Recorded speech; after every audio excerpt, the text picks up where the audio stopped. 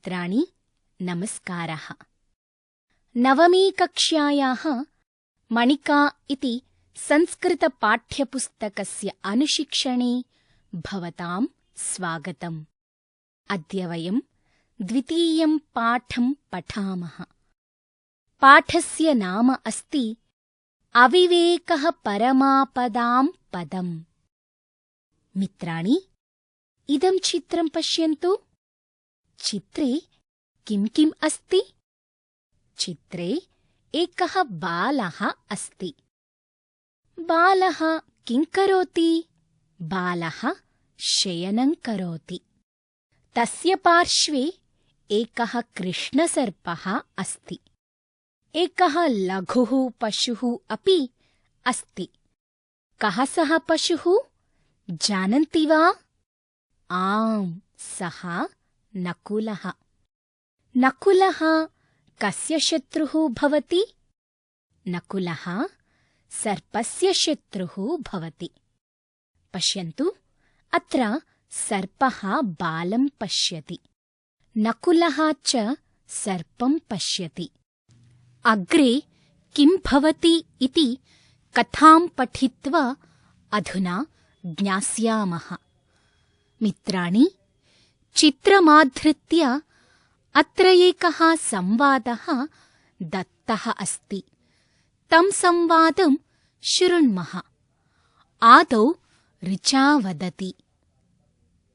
व्योम, एकं प्रश्नं पृच्छामि। कः सः पशुः यः सर्पस्य शत्रुः? रुचे, गरुडः सर्पं भक्षयति। मयूरः अपि अहिभुक् कथ्यते। व्योम, एतौ तु खगौ, न तु पशु। आम्, ज्ञातम्। एषः नकुलः सर्पस्य शत्रुः, यस्य चित्रम् अत्र दत्तम्। इदानीं वद, किम् अस्यां कथायां सर्पः बालं दशति अथवा नकुलः सर्पं मारयति? एतत्तु कथां पठित्वा एव ज्ञास्यामः। परन्तु प्रथमम् एतत् वद, कुतः गृहीता एषा कथा? मम आचार्या अकथयत् एषा कथा हितोपदेशात् गृहीता। तत्र अनेकाः मनोरञ्जकाः नीतिकथाः सन्ति। बाढं पाठं पठित्वा तव प्रश्नस्य उत्तरं दास्यामि। शोभनम्, अधुना पाठं पठामः। अधुना पाठस्य वाचनं कुर्मः। द्वितीयः पाठः। अविवेकः परमापदां पदम्। अस्ति उज्जयिन्यां माधवः नाम विप्रः। एकदा तस्य भार्या स्वबालापत्यस्य रक्षार्थं तम् अवस्थाप्य स्नातुं गता। अथ ब्राह्मणः राज्ञा श्राद्धार्थं निमन्त्रितः। ब्राह्मणः सहजदारिद्र्यात् अचिन्तयत्, यदि सत्वरं न गच्छामि तदा अन्यः कश्चित् श्राद्धार्थं वृतः भवेत्। यतः आदानस्य प्रदानस्य कर्तव्यस्य च कर्मणः क्षिप्रमक्रियमाणस्य कालः पिबति तद्रसम्। किन्तु बालस्य अत्र रक्षकः नास्ति। तत् किं करोमि? भवतु, चिरकालपालितम् इमं पुत्रनिर्विशेषं नकुलं बालरक्षायां व्यवस्थाप्य गच्छामि। तथा कृत्वा गतः। ततस्तेन नकुलेन बालसमीपम् उपसर्पन् कृष्णसर्पः दृष्टः। स तं व्यापाद्य खण्डशः कृतवान्। अत्रान्तरे ब्राह्मणोऽपि श्राद्धं गृहीत्वा गृहम् उपावृत्तः। ब्राह्मणं दृष्ट्वा नकुलः रक्तविलिप्तमुखपादः तस्य चरणयोः अलुठत्।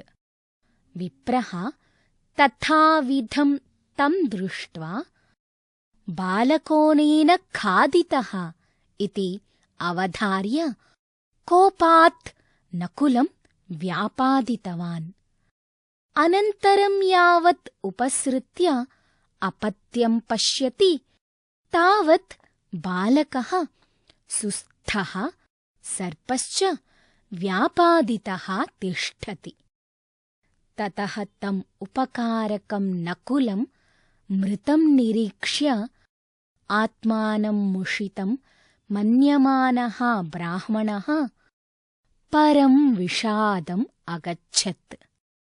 अत उच्यते सहसा विदधीत न क्रियाम् अविवेकः परमापदां पदम् वृणते हि विमृश्य कारिणम् गुणलुब्धाः स्वयमेव सम्पदः। मित्राणि, अधुना पाठस्य विवरणं कुर्मः। प्रथमं वाक्यम् अस्ति अस्ति उज्जयिन्यां माधवः नाम विप्रः। अस्ति, कः अस्ति? माधवः अस्ति। माधवः कः अस्ति?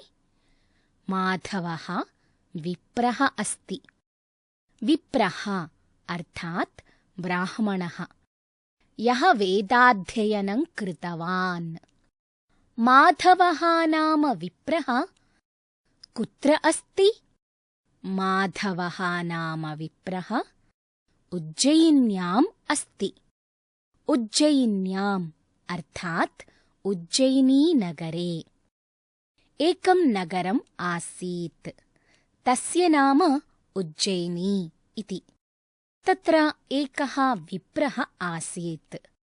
विप्रस्य नाम माधवः आसीत्। अधुना द्वितीयं वाक्यं पश्यन्तु।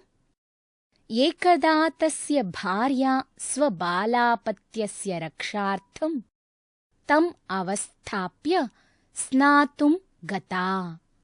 पश्यन्तु, अस्य वाक्यस्य अन्ते गता इति पदम् अस्ति। गता इत्युक्ते गतवती, चली गई। एकदा इत्युक्ते एकस्मिन् समये, एक बार। का गता? भार्या गता। भार्या इत्युक्ते पत्नी। विप्रस्य भार्या किं कर्तुं गता? विप्रस्य भार्या स्नातुं गता। स्नातुम् अर्थात् स्नानं कर्तुं, नहाने के लिए। सा किं कृत्वा स्नातुं गता? सा तम् अवस्थाप्य स्नातुं गता। तम् इत्युक्ते स्वपतिम् अर्थात् विप्रम्। अवस्थाप्य इत्युक्ते नियोज्य, रक्षाकार्य में नियुक्त करके इति हिन्द्यर्थः। सा कस्य रक्षार्थं विप्रम् अवस्थाप्य गता? स्वबालापत्यस्य रक्षार्थं विप्रम् अवस्थाप्य गता। स्वबाल अपत्यस्य इत्युक्ते स्वकीय नवजातसन्तानस्य। तयोः एकः पुत्रः आसीत्। सा स्नानार्थं गन्तुमिच्छति स्म। यदा अहं स्नानार्थं गच्छामि तदा पुत्रस्य रक्षां कः करिष्यति इति सा चिन्तितवती। सा पतिम् उक्तवती, भवान् पुत्रस्य रक्षणं करोतु, अहं स्नानं कृत्वा आगच्छामि इति। एवमुक्त्वा सा स्नानं कर्तुं गतवती। तदनन्तरं किमभवत् इति अधुना पश्यामः। अथ ब्राह्मणः राज्ञा श्राद्धार्थं निमन्त्रितः। वाक्यं दृष्ट्वा वदन्तु, अथ इति पदस्य कः अर्थः? अथ इति पदस्य बहवः अर्थाः भवन्ति, यथा आरम्भः, अधुना, तदनन्तरम् इत्यादि।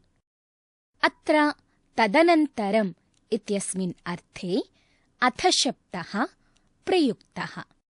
कः निमन्त्रितः? ब्राह्मणः निमन्त्रितः।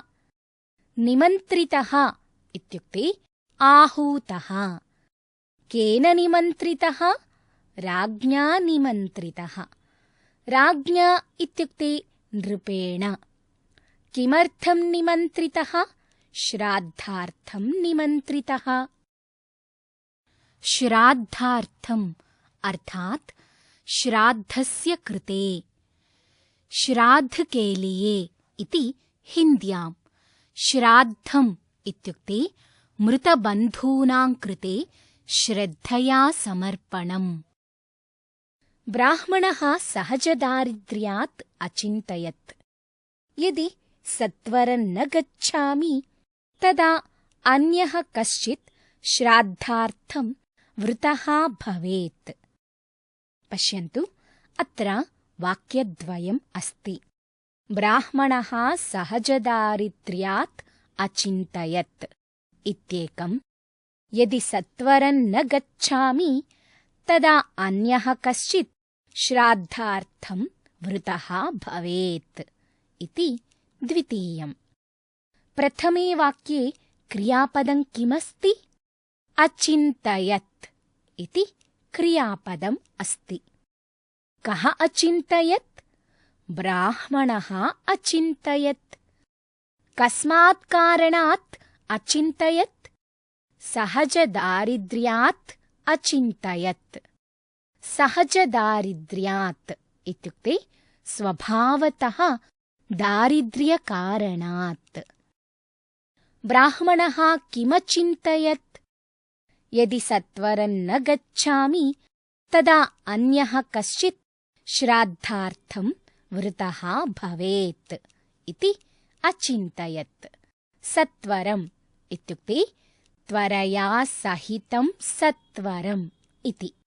अस्य अर्थः अस्ति शीघ्रम् अथवा झटिति। वृतः इत्युक्ते चितः, चूज़न् इति आङ्ग्लार्थः। वृतः भवेत् इत्युक्ते कृतवर्णः अथवा चितः भवेत्, वुड् बि चूज़न्। माधवः बाल्यात् निर्धनः आसीत्। तस्य कृते धनस्य बहु आवश्यकता आसीत्। तस्मात् कारणात् सः चिन्तितवान्, श्राद्धार्थं गच्छामि चेत् राजा बहु धनं दद्यात्।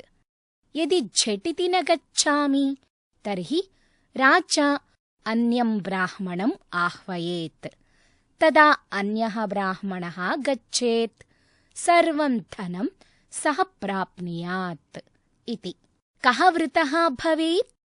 अन्यः ब्राह्मणः वृतः भवेत्। अतः माधवः झटिति राजभवनं गन्तव्यम् इति चिन्तयति। यत् कार्यं करणीयं तत् शीघ्रमेव करणीयम्, अन्यथा नष्टं सम्भवति। एतस्मिन् विषये सः एकं सुभाषितं स्मरति। यतः आदानस्य प्रदानस्य कर्तव्यस्य च कर्मणः क्षिप्रमक्रियमाणस्य कालः पिबति तद्रसम्। अत्र पदविभागः एवमस्ति। आदानस्य, प्रदानस्य, कर्तव्यस्य च कर्मणः क्षिप्रम् अक्रियमाणस्य कालः पिबति तद्रसम्। अधुना अन्वयं पश्यामः। आदानस्य प्रदानस्य कर्तव्यस्य क्षिप्रम् अक्रियमाणस्य कर्मणः च कालः तद्रसं पिबति।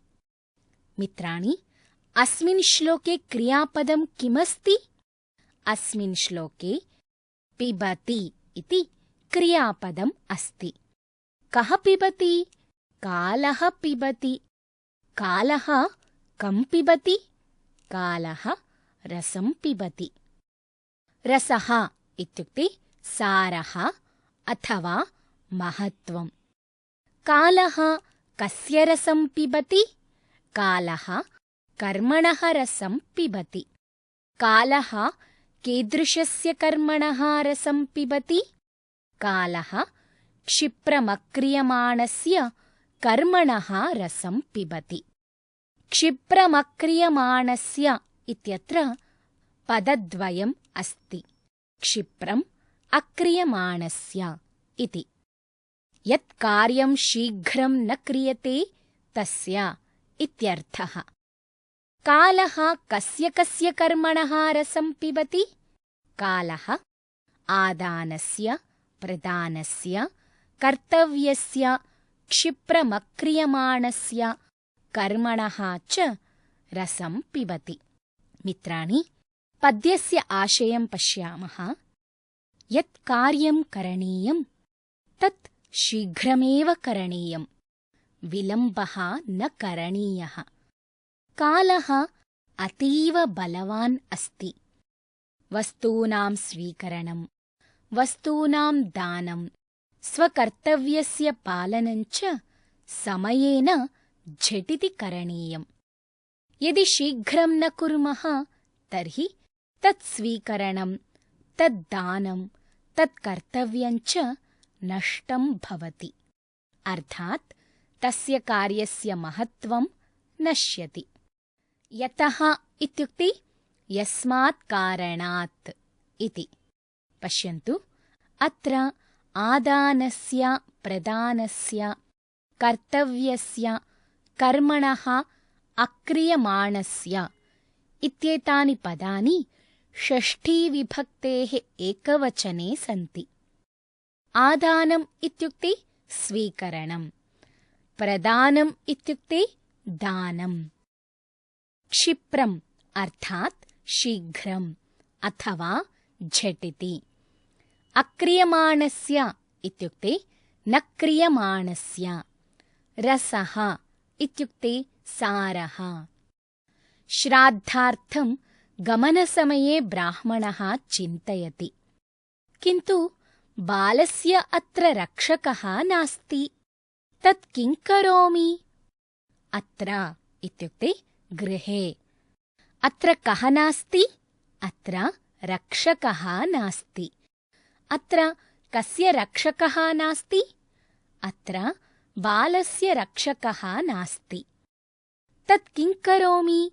अर्थात् बालस्य रक्षणार्थं किं करोमि इत्यर्थः।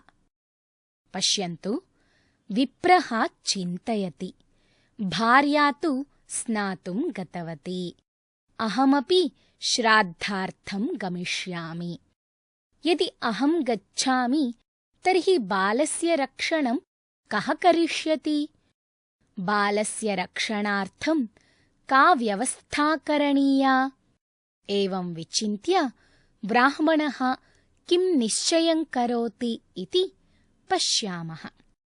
भवतु, चिरकालपालितम् इमं पुत्रनिर्विशेषं नकुलं बालरक्षायां व्यवस्थाप्य गच्छामि। तथा कृत्वा गतः। किं कृत्वा गच्छामि? व्यवस्थाप्य गच्छामि। व्यवस्थाप्य इत्युक्ते नियोज्य। कं व्यवस्थाप्य गच्छामि? नकुलं व्यवस्थाप्य गच्छामि। नकुलं कुत्र व्यवस्थाप्य गच्छामि? नकुलं बालरक्षायां व्यवस्थाप्य गच्छामि। कीदृशं नकुलं बालरक्षायां व्यवस्थाप्य गच्छामि? चिरकालपालितं पुत्रनिर्विशेषं नकुलं बालरक्षायां व्यवस्थाप्य गच्छामि। चिरकालपालितम् इत्युक्ते बहोः कालात् पालितम्, अर्थात् नकुलम्। तथा कृत्वा गतः अर्थात् सः विप्रः नकुलं बालरक्षाकार्ये व्यवस्थाप्य गतवान् इत्यर्थः। भवतु इत्यत्र भूधातोः लोट्लकारस्य एकवचनस्य रूपम् अस्ति, अर्थात् अस्तु। इमं इत्युक्ते एनम्। पुत्रनिर्विशेषम्, निर्विशेषः इत्युक्ते तुल्यः अथवा समानः। पुत्रनिर्विशेषः इत्युक्ते पुत्रसमानः। पश्यन्तु, अत्र चिरकालपालितम् इमं पुत्रनिर्विशेषम् इति नकुलम् इति पदस्य विशेषणानि सन्ति। एतानि सर्वाणि पदानि पुल्लिङ्गे द्वितीयाविभक्तौ एकवचने सन्ति। ब्राह्मणः श्राद्धार्थं गमनसमये चिन्तयन् अस्ति। भार्या तु स्नातुं गतवती। अहमपि श्राद्धार्थं गमिष्यामि। तर्हि पुत्रस्य रक्षां कः करिष्यति? मम समीपे एकः नकुलः अस्ति। बहुकालात् तम् अहं पालितवान्। सः पुत्रसदृशः एव अस्ति। सः मम बालकस्य रक्षणं कुर्यात्। स्वपुत्रस्य रक्षार्थं नकुलं व्यवस्थापयामि। नकुलः मम पुत्रस्य रक्षां करिष्यति। एवं चिन्तयित्वा सः निर्गतः। यदा सः निर्गतः तदा किमभवत् इति अधुना पश्यामः। ततस्तेन नकुलेन बालसमीपम् उपसर्पन् कृष्णसर्पः दृष्टः। ततस्तेन इत्यत्र ततः तेन इति पदद्वयम् अस्ति। ततः इति अव्ययपदम् इत्युक्ते तदनन्तरम्। तेन इत्युक्ते नकुलेन। कः दृष्टः? कृष्णसर्पः दृष्टः। दृष्टः अर्थात् अवलोकितः, देखा इति हिन्द्याम्। केन कृष्णसर्पः दृष्टः? नकुलेन कृष्णसर्पः दृष्टः। नकुलेन कुत्र कृष्णसर्पः दृष्टः? नकुलेन बालसमीपं कृष्णसर्पः दृष्टः। कृष्णसर्पः किं कुर्वन् अस्ति? बालसमीपम् उपसर्पन् अस्ति। उपसर्पन् इत्युक्ते समीपं गच्छन्। रेङ्गते हुये इति हिन्द्याम्। ब्राह्मणस्य गमनानन्तरं नकुलः बालकस्य समीपे उपविष्टवान्। सः बालकस्य रक्षणं करोति स्म। तदा सः एकं कृष्णसर्पं दृष्टवान्। सः सर्पः बालकस्य समीपं गच्छति स्म। नकुलः चिन्तितवान् यत् सर्पः आगत्य बालकं मारयेत्। अहं बालकस्य रक्षणं करोमि इति। सः किं कृतवान् इति पश्यामः। सः तं व्यापाद्य खण्डशः कृतवान्। सः अर्थात् नकुलः। तम् इत्युक्ते कृष्णसर्पम्। सः नकुलः तं कृष्णसर्पं व्यापाद्य खण्डशः कृतवान्। व्यापाद्य इत्यस्य अर्थः मारयित्वा अथवा संहारं कृत्वा। खण्डशः इत्युक्ते खण्डं खण्डं कृत्वा। कः सर्पं व्यापाद्य खण्डशः कृतवान्?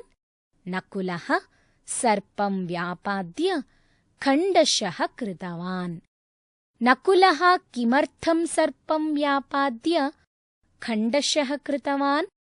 नकुलः बालरक्षार्थं सर्पं व्यापाद्य खण्डशः कृतवान्। ब्राह्मणः नकुलं बालरक्षानिमित्तं व्यवस्थापितवान्। स च श्राद्धार्थं गतवान्। एकः सर्पः बालकस्य समीपम् आगच्छति स्म। नकुलः तं सर्पं दृष्टवान्। सः नकुलः तं कृष्णसर्पं व्यापाद्य खण्डशः कृतवान्। मित्राणि, अग्रिमं पाठ्यांशं पश्यन्तु। अत्रान्तरे ब्राह्मणोऽपि श्राद्धं गृहीत्वा गृहम् उपावृत्तः। अत्रान्तरे इत्यत्र सन्धिविच्छेदः कथम्? अत्र अन्तरे इति। अत्र दीर्घसन्धिः अस्ति।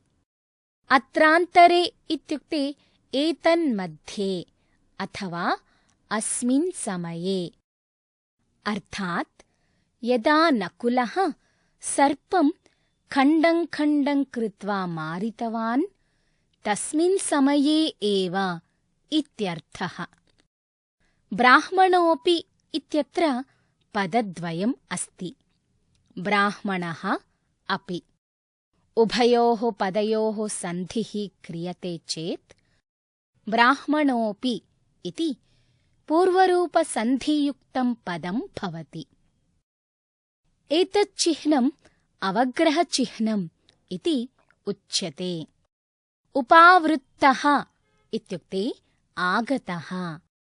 कः गृहम् उपावृत्तः? ब्राह्मणः गृहम् उपावृत्तः। ब्राह्मणः किं गृहीत्वा गृहम् उपावृत्तः? ब्राह्मणः श्राद्धं गृहीत्वा गृहम् उपावृत्तः। अग्रिमं वाक्यं पश्यन्तु। ब्राह्मणं दृष्ट्वा नकुलः रक्तविलिप्तमुखपादः तस्य चरणयोः अलुठत्। अस्मिन् वाक्ये क्रियापदं किमस्ति? अस्मिन् वाक्ये क्रियापदम् अलुठत् इति अस्ति। अलुठत् इत्युक्ते लोठनम् अकरोत्। कः अलुठत्? नकुलः अलुठत्। कीदृशः नकुलः अलुठत्? रक्तविलिप्तमुखपादः नकुलः अलुठत्।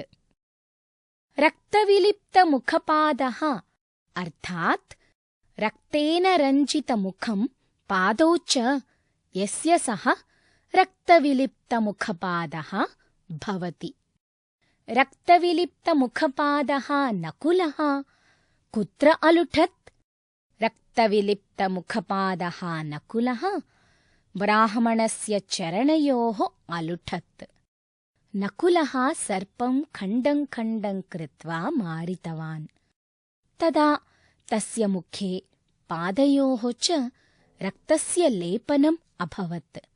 अतः नकुलः अधुना रक्तविलिप्तमुखपादः अस्ति। अत्र रक्तविलिप्तमुखपादः इति पदं नकुलस्य विशेषणम् अस्ति। तस्मिन् समये एव ब्राह्मणः श्राद्धं स्वीकृत्य गृहं प्रत्यागतवान्। तदा नकुलः ब्राह्मणं दृष्टवान्। सः ब्राह्मणस्य चरणयोः लोठनम् अकरोत्।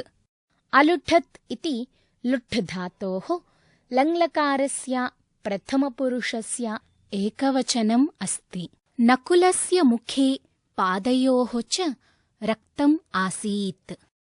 तदा विप्रः किं कृतवान् इति अधुना पश्यामः। विप्रः तथाविधं तं दृष्ट्वा बालकोनेन खादितः इति अवधार्य कोपात् नकुलं व्यापादितवान्। तथाविधम् इत्युक्ते तादृशम् इत्यर्थः। अस्मिन् वाक्ये व्यापादितवान् इति क्रियापदम् अस्ति। व्यापादितवान् इत्युक्ते मारितवान्। कः व्यापादितवान्? विप्रः व्यापादितवान्। विप्रः कं व्यापादितवान्? विप्रः नकुलं व्यापादितवान्। अवधार्य इत्युक्ते चिन्तयित्वा। विप्रः किम् अवधार्य नकुलं व्यापादितवान्?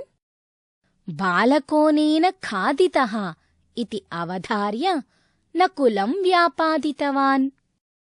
बालकोनेन इत्यत्र पदद्वयम् अस्ति। बालकः अनेन इति। बालकोनेन खादितः इत्युक्ते एषः बालकं खादितवान् इति। विप्रः नकुलस्य मुखे पादयोः च रक्तं दृष्ट्वा एषः बालकं खादितवान् इति विचिन्त्य कोपेन नकुलं मारितवान् इति। सः नकुलं मारयित्वा किं कृतवान् इति पश्यामः। अनन्तरं यावत् उपसृत्य अपत्यं पश्यति तावद् बालकः सुस्थः, सर्पश्च व्यापादितः तिष्ठति। अनन्तरम् अर्थात् ततः परम् उपसृत्य इत्युक्ते समीपं गत्वा, अपत्यम् इत्युक्ते पुत्रम्। अपत्यम् इत्यत्र अपत्य इति अकारान्त नपुंसकलिङ्गशब्दस्य प्रथमाविभक्तेः एकवचनम्। कः अपत्यं पश्यति? विप्रः अपत्यं पश्यति। बालकः कीदृशः तिष्ठति? बालकः सुस्थः तिष्ठति। सुस्थः इत्युक्ते कुशली। सर्पः कीदृशः तिष्ठति? सर्पः व्यापादितः तिष्ठति। व्यापादितः इत्युक्ते मारितः। तिष्ठति इत्युक्ते स्थिर होना या ठहरना। तिष्ठति इति क्रियापदं स्थाधातोः लट्लकारस्य प्रथमपुरुषस्य एकवचनस्य रूपम् अस्ति। नकुलं मारयित्वा विप्रः गृहं प्रविशति। तदा सः तत्र पश्यति यत् तस्य पुत्रः सुखेन शयानः कुशली च आसीत्। बालकस्य समीपम् एकः सर्पः मृतः आसीत्। अन्तिमं वाक्यम् अस्ति, ततः तम् उपकारकं नकुलं मृतं निरीक्ष्य आत्मानं मुषितं मन्यमानः ब्राह्मणः परं विषादम् अगच्छत्। अत्र विषादम् अगच्छत् इति अस्ति। अस्य अर्थः भवति दुःखितः अभवत् इति। परम् इत्युक्ते अत्यन्तम् अथवा अत्यधिकम्। कः परं विषादम् अगच्छत्? ब्राह्मणः परं विषादम् अगच्छत्। किं मन्यमानः ब्राह्मणः परं विषादम् अगच्छत्? आत्मानं मुषितं मन्यमानः ब्राह्मणः परं विषादम् अगच्छत्। अत्र आत्मानं मुषितं मन्यमानः इत्युक्ते स्वयं वंचितं मन्यमानः, अपने आप को लूटा हुआ मानता हुआ। निरीक्ष्य इत्युक्ते दृष्ट्वा। तम् उपकारकं नकुलं मृतम् इति चत्वारि पदानि अपि पुल्लिङ्गे द्वितीया विभक्तेः एकवचने सन्ति। तम् उपकारकं मृतम् इति नकुलम् इति पदस्य विशेषणानि सन्ति। आत्मन् इति नकारान्तपुल्लिङ्गशब्दस्य द्वितीया विभक्तौ एकवचने आत्मानम् इति रूपं भवति। आत्मानम् इत्युक्ते स्वयं। मुषिता इति अकारान्तपुल्लिङ्गशब्दस्य द्वितीया विभक्तौ एकवचने मुषितम् इति रूपं भवति। मुषितम् इत्युक्ते वञ्चितम्। मन्यमान इति अकारान्तपुल्लिङ्गशब्दस्य प्रथमाविभक्तेः एकवचने मन्यमानः इति रूपं भवति। परम् इत्युक्ते अत्यधिकम् इति। एतत् विषादम् इति पदस्य विशेषणम् अस्ति। विषादम् इत्युक्ते दुःखम्। नकुलः वस्तुतः बालकस्य रक्षणं कृतवान्, परन्तु विप्रः तं मारितवान्। अत्र अविवेकः एव कारणम्। सः सम्यक् चिन्तनं विचारं च न कृतवान्। झटिति निर्णयं स्वीकृतवान्। अतः एवं दुर्घटना अभवत्। अतः कथायाः नीतिरूपेण एषः श्लोकः अस्ति। अत उच्यते सहसा विदधीत न क्रियाम् अविवेकः परमापदां पदम् वृणते हि विमृश्य कारिणम् गुणलुब्धाः स्वयमेव सम्पदः। श्लोकस्य प्रथमपङ्क्तौ क्रियापदं किमस्ति? विदधीता इति क्रियापदम् अस्ति। विदधीता इत्यस्य कः अर्थः? विदधीता इत्यस्य कुर्वीता इत्यर्थः। किं न विदधीता? सहसा क्रियां न विदधीता। सहसा इत्यस्य झटिति इति अर्थः। किमर्थम् इति अग्रिमपङ्क्तौ उच्यते। द्वितीयपङ्क्तौ अविवेकः परमापदां पदम् इत्यस्ति। पदम् इत्युक्ते स्थानम्। अविवेकः केषां स्थानम् अस्ति? अविवेकः आपदां स्थानम् अस्ति। अविवेकः आपदां परं पदम् अर्थात् अविवेकः दुर्घटनानां प्रमुखं कारणम् अस्ति इति। अग्रे तृतीयचतुर्थपादयोः किमस्ति इति पश्यामः। विचारं कृत्वा कार्यं करोति चेत् कः लाभः इति विवरणम् अत्र अस्ति। वृणते हि विमृश्य कारिणम्। तृतीये पदे क्रियापदं किमस्ति? वृणते इति क्रियापदम् अस्ति। वृणते इत्यस्य कः अर्थः? वृणते इत्यस्य वरणं कुर्वन्ति अथवा इच्छन्ति इत्यर्थः। काः वृणते? गुणलुब्धाः सम्पदः वृणुते। सम्पत् इत्यस्य बहुवचनं सम्पदः। सम्पदः कीदृश्यः भवन्ति? सम्पदः गुणलुब्धाः भवन्ति। गुणलुब्धाः इत्युक्ते गुणेन आकृष्टाः इति। अर्थात् यत्र गुणाः सन्ति तत्र सम्पदः गच्छन्ति। गुणलुब्धाः सम्पदः कं वृणते? गुणलुब्धाः सम्पदः विमृश्यकारिणं वृणते। विमृश्यकारी इत्यस्य कः अर्थः? यः विचारं कृत्वा कार्यं करोति सः विमृश्यकारी भवति। मित्राणि, अस्मिन् श्लोके 3 वाक्यानि सन्ति। सहसा क्रियां न विदधीत। अविवेकः आपदां परं पदं भवति। गुणलुब्धाः सम्पदः स्वयमेव विमृश्यकारिणं वृणते इति। वाक्यत्रयस्यापि तात्पर्यम् अस्ति झटिति अविचार्य कार्यं न कुर्यात्, यतोहि अविवेकः आपदां परं पदं भवति। गुणेच्छुकाः सम्पदः स्वयमेव विमृश्यकारिणम् अर्थात् यः विचार्य कार्यं करोति तं प्रति गच्छन्ति। ये अविचार्य कार्यं कुर्वन्ति तेषां समीपे सम्पत् न तिष्ठति, ते नाशं प्राप्नुवन्ति इति। अस्माभिः अकस्मात् अविचिन्त्य एव कार्यं न कर्तव्यम्। अविचिन्त्य यः कार्यं करोति सः विवेकशून्यः भवति। अविवेकः च आपदाम् अर्थात् दुःखानां सोपानं भवति।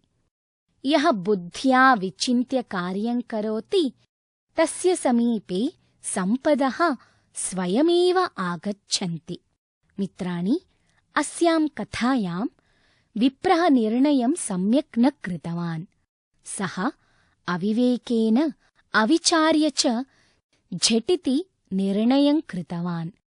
यदा नकुलस्य मुखे रक्तं दृष्टवान् तदा सः अविचिन्त्य एव नकुलं मारितवान्। यदि किञ्चित् कालं सम्यक् विचारं कृत्वा निर्णयम् अकरिष्यत् तर्हि नकुलस्य जीवनं रक्षितम् अभविष्यत्। तथा ब्राह्मणस्य जीवने अपि विषादं न अगमिष्यत्। पाठस्य नीतिः एवमस्ति। अस्माभिः किमपि कार्यं करणीयं चेत् तत् कार्यं विचिन्त्य करणीयम्। यः कार्यम् अविचिन्त्य करोति सः विवेकहीनः भवति, सर्वदा दुःखी च भवति। यः विवेकेन बुद्ध्या च विचिन्त्य कार्यं करोति तस्य सविधे सर्वाः सम्पत्तयः गुणाः च स्वयमेव आगच्छन्ति। यत्र गुणः भवति तत्र सम्पदः भवन्ति। सम्पदः गुणान् इच्छन्ति। मित्राणि, यद्दृष्टं तदेव अस्माभिः न चिन्तनीयम्। पूर्वं विचारः करणीयः, अनन्तरं निर्णयः स्वीकर्तव्यः इत्येव अस्य पाठस्य नीतिवाक्यम् अस्ति। एतावता वयम् अविवेकः परमापदां पदम् इति पाठं पठितवन्तः। अग्रिमे पाठे पुनः मिलामः। धन्यवादः।